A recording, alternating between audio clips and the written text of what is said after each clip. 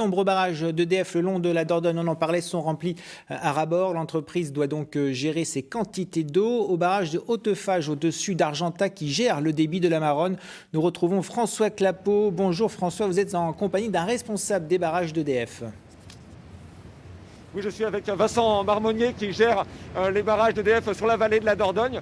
Bonjour, est-ce que vous pouvez expliquer très concrètement qu'est-ce qui s'est passé hier soir? Alors ce qu'il faut bien comprendre, c'est que pour nous exploitants de barrages, le premier des fondamentaux de notre métier, c'est de ne jamais aggraver les crues.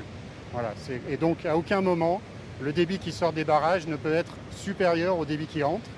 Et donc dans un épisode de crue comme celui que nous vivons depuis plusieurs jours, avec des pluies intenses, il y a deux phases. Une première phase pendant laquelle les barrages vont se remplir tout doucement. Et puis ensuite, une fois que les barrages sont pleins, eh bien, nous procédons aux manœuvres d'exploitation prévues par nos consignes qui permettent de faire transiter le débit naturel. C'est ce qu'on voit derrière nous, par exemple, sur le barrage d'Hautefage, où le débit qui sort du barrage, c'est le débit qui entre dans la retenue. Donc c'est ce qui s'est passé cette nuit sur la Maronne, où les barrages se sont remplis, sont arrivés à leur niveau maximum de remplissage et où on a dû laisser passer le débit naturel dans la rivière. C'est ce qui s'est passé cette nuit.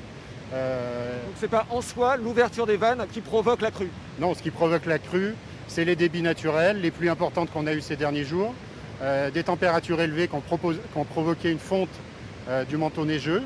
Et tout ça a fait en sorte que les barrages se sont remplis et qu'ensuite on a réalisé les manœuvres qui sont prévues par nos consignes pour laisser transiter le débit naturel dans la rivière.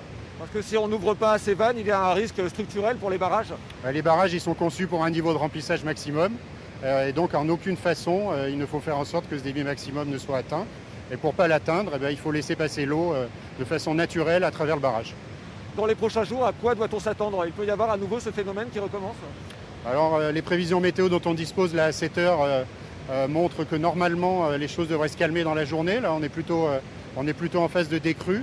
Mais cela dit, voilà, on reste attentif, on surveille, on examine et on étudie les prévisions météo heure par heure de façon à pouvoir se préparer à toute éventualité. Est-ce que c'est une situation, rapidement, est-ce que c'est une situation qui est exceptionnelle? Alors c'est une situation qui est, oui, exceptionnelle. L'épisode de crue qu'on vit là, c'est quelque chose qui se produit tous les 10, 15, 20 ans.